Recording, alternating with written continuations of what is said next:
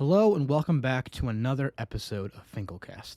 I want to start off by saying Happy Memorial Day, and I hope everyone's weekend was nice. I hope you are all enjoying a lot of picnic food because I, for one, will definitely be eating tons of burgers, chips, hot dogs, and all the goods. I will be posting this on all three platforms like I usually do, but if you are watching this on YouTube, it's going to be a surprise for me too whether there are images along with the audio. I know I usually have been putting gifs and pictures along with the audio, but I am recording this way too late because I'm doing it last second, so there may or may not be images. And that's only for this week because I'm doing it so last second. Now, I know I had a little bit of a back and forth whether I was going to have an episode today. I know that originally on last week's episode, I said there will be a next episode. And then when I posted the announcement post on Instagram and Twitter and everywhere saying that there was not going to be an episode, and now you are listening, and obviously I decided to record and publish an episode. Well, I went and I saw Top Gun Maverick in theaters, and I couldn't help myself but to record my opinions and my review. Now, the reason why I'm talking about Top Gun is because I found it to be very notable, and that's the only reason why I talk about things on the podcast, not just because things exist. I'm not going to talk about shows that I have no interest in or movies I have no interest in or didn't enjoy, but Top Gun was very notable, and it left a very good impression, so that's why I'm talking about it here. Now, I know some of the episodes that I've gone through, I have been just sharing my movie reviews. I don't know if all of my podcasts will be that, but I have been seeing new things, and I have been watching new movies and shows, and I just want to share my opinions and how I feel about them. So maybe my podcast will just consist of that. Not solely, but I definitely will be sharing opinions on these things. Now, before we get into the topic of Top Gun Maverick, I do want to say that I will start off talking about Top Gun Maverick, but at the end of this episode, the last half, I will be talking about the first two episodes of the Obi-Wan Kenobi series. I did watch them very quick, and I'm just aching to get my view out, and I definitely will be talking about it. Now back to Top Gun. This past Thursday, I went to go see the movie Top Gun Maverick in theaters, and it was mind-blowingly amazing. Tom Cruise never fails. He always makes great action movies, and it was a 10 out of 10 film. It was so good. Now, as you all know, the first Top Gun movie was made in the 80s, and that's what it was. It was a classic 80s action movie, and it was great. It mainly focused on the best of the best competing to see who's the best pilot in Top Gun. Now, I'm going to be saying a lot of spoilers with Kenobi, so I'm not going to get into spoilers with Top Gun. I'm just going to say that they exceeded all expectations for this movie. I went in with a very low expectation. I knew it was Tom Cruise, so I knew I was going to inevitably enjoy it, but I didn't think it was going to be this good. If you have a chance to go see this movie, it is definitely a movie theater experience movie. It definitely is better in theaters for that first time. So I would definitely go see it. You will not regret it.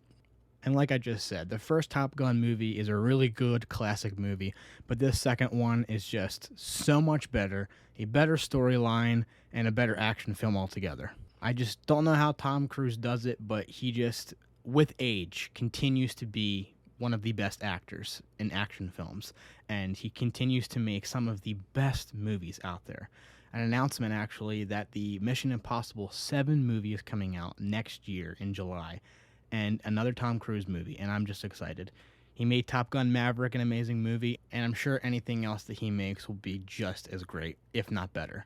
I mean, the man is almost 60 years old, and he's making these fantastic movies, running around like he's 30 years old. He's insane, and he's unstoppable. I hope I didn't jinx him, and I hope he gets to make tons of movies after this, just like Liam Neeson. It seems like that man just keeps on going, making action films. Now, he's not running around as much as Tom, but he's still out there doing it. And now, once again, back to the Star Wars section of the podcast. Now, just a warning, over the next couple of weeks, and probably more often in this next year, I will be talking about Star Wars a lot. Now, not just because I want to, obviously I do, but there's a lot of Star Wars content coming out. I will get to that on next week's episode because the Star Wars Celebration did just happen this past weekend. So I will be going over some of the release dates for new shows, some of the new trailers that came out. So I'm all about Star Wars in this next coming year, but when I do see things, I will be talking about more things than just Star Wars. Stranger Things Season 4, Volume 1 just came out this past Friday. So next week I will have hopefully finished that season and have binge watched it, and I will talk about that as well. But Star Wars is at the center of my mind at the moment. Now, as we have talked about, and as you all know, the first 2 episodes of the Obi-Wan Kenobi series was released on May 27th, and yes, you guessed it, I watched both episodes at 12:10 midnight. Was I so excited that I had zero patience to wait till the next day? Yes, absolutely, and I watched both episodes. They were absolutely incredible. Now, my opinion on that could definitely change over the next week and could be a full 180 reverse. But right now, I'm on the Star Wars high and the Kenobi high. So right now, I love the episodes. But I do have some quarrels. I will not go into spoilers just yet. I'll still talk about it without getting into spoilers for the people who want to listen and not hear spoilers. I will definitely warn you when the spoilers are coming up. Obviously, from the trailer, you can see that Obi-Wan is stationed in Tatooine on the Outer Rim, and he is watching over Luke. That is common knowledge for anyone who's ever watched The New Hope.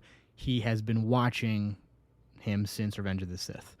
Obviously, the Inquisitors are trying to track down any remaining Jedi from Order 66, and eventually Obi-Wan is going to be intertwined with that, and the Inquisitors will be looking for him. Also, as you can see in the trailer, Obi-Wan is trying to have some kind of connection with Luke, and he's trying to basically almost try to train him and prepare him for what he could become, which is, as we know, become a Jedi. And Owen Lars, his uncle, is trying to prevent that. Owen has tried to prevent Luke from going anywhere since, like, back in The New Hope, which is after this in the timeline, but when The New Hope came out, Owen Lars was trying to prevent him from doing anything because of what he probably feared he might become. He probably didn't want him to go far in his life as anything just because he feared he might become like Anakin Skywalker and go to the dark side. But alright, I have talked about it enough that I have to go into some spoilers to get to some of my opinions about it. So if you've gotten this far in the episode and you do not want to hear any spoilers, stop now. Watch the 2 episodes if you haven't. They are amazing and a good start to the Kenobi series, and then come back if you want to hear my opinions. Right off the bat, in the first episode, the first scene is that of an Order 66 scene.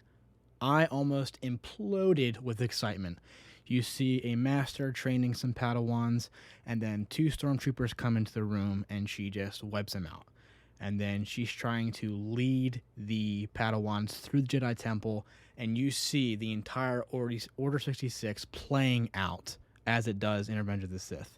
I absolutely love that they did that, and I hope this is not the last Order 66 scene that we see within the show. Now, that is not the entire scene. I don't want to give all of it away. I will be saying some spoilers, but if you want to watch every bit of what goes on, I encourage you to go and watch the show.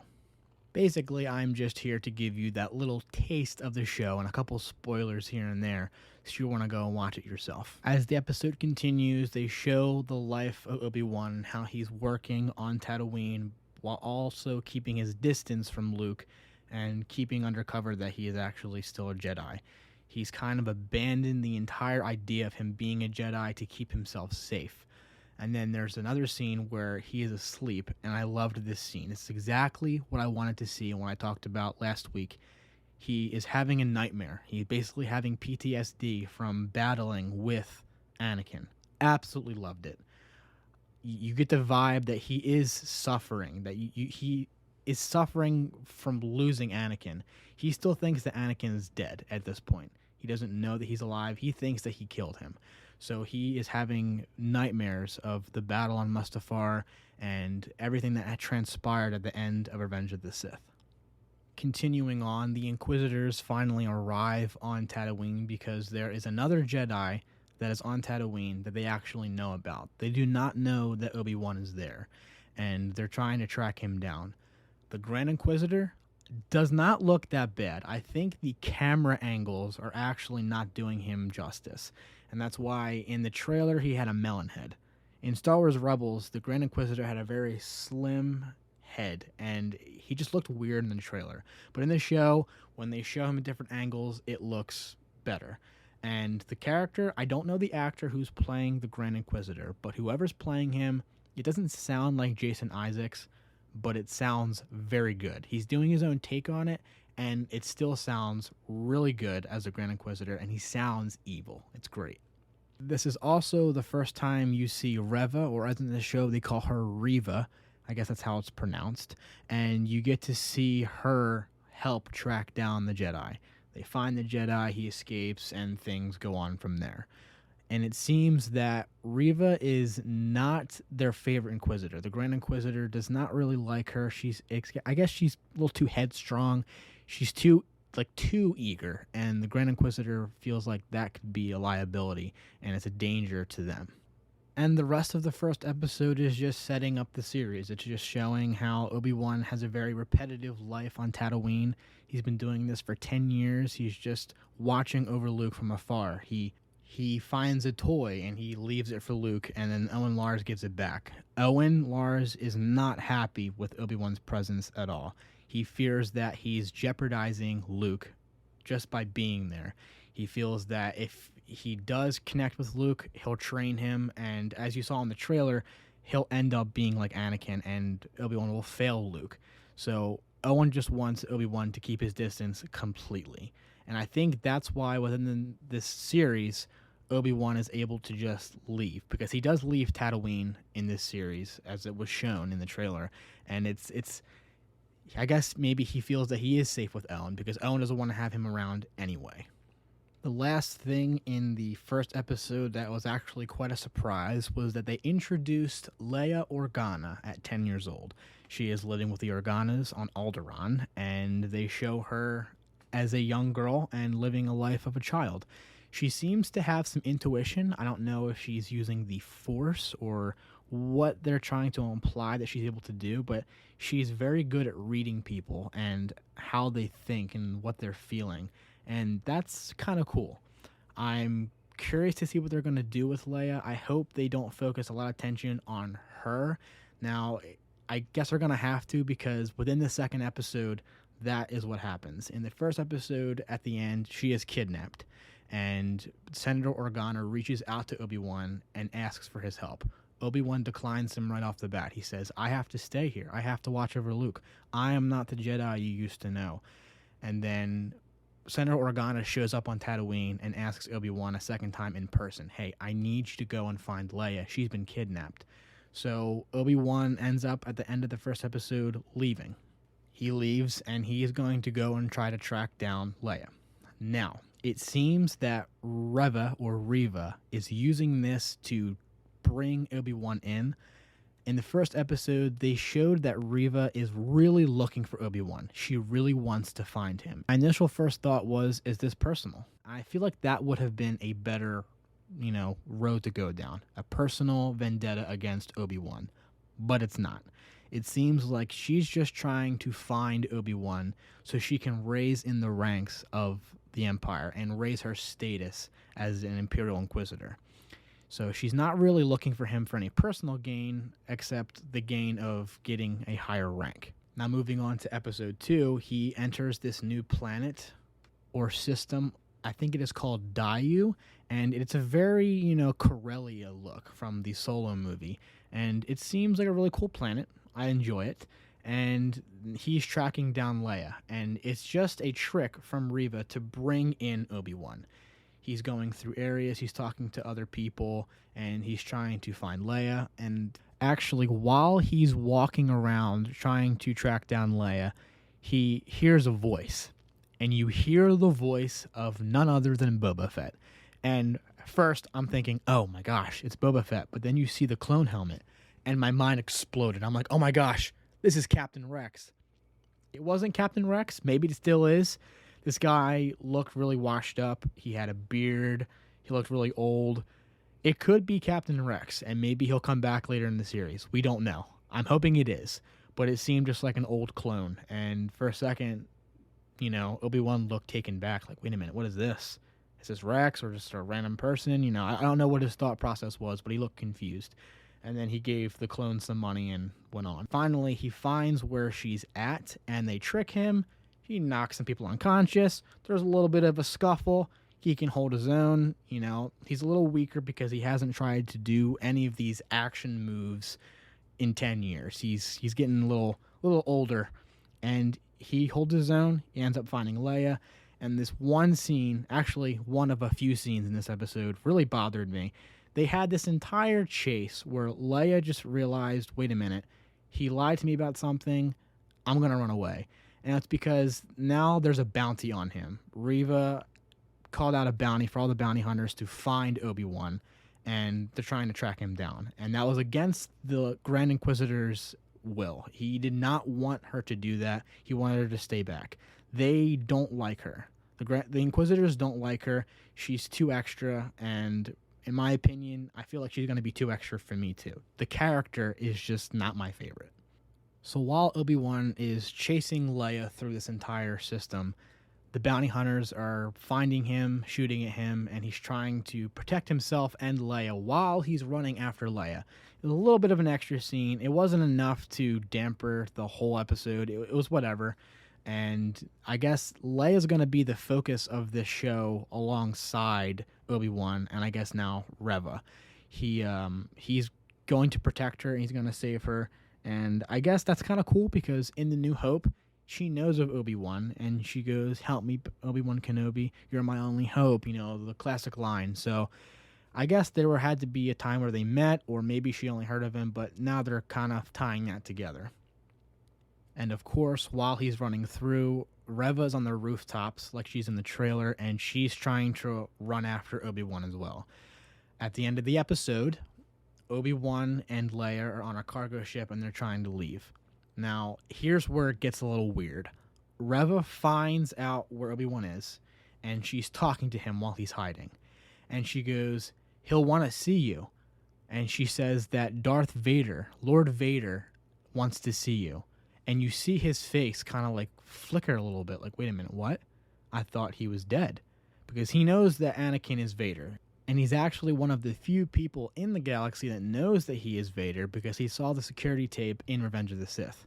Now, this is where it gets interesting. She goes, "Oh, you didn't know that he was still alive, did you?"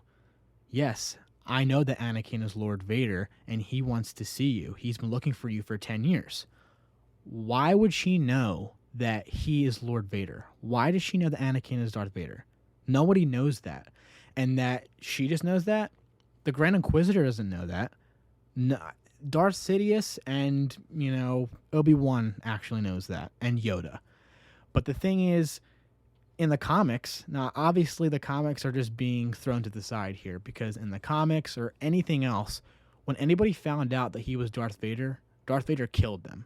Stormtroopers found out that he was Darth Vader and knew that he was a Jedi, and he snapped their neck. So why, of all people, are they making her just know that he's Lord Vader?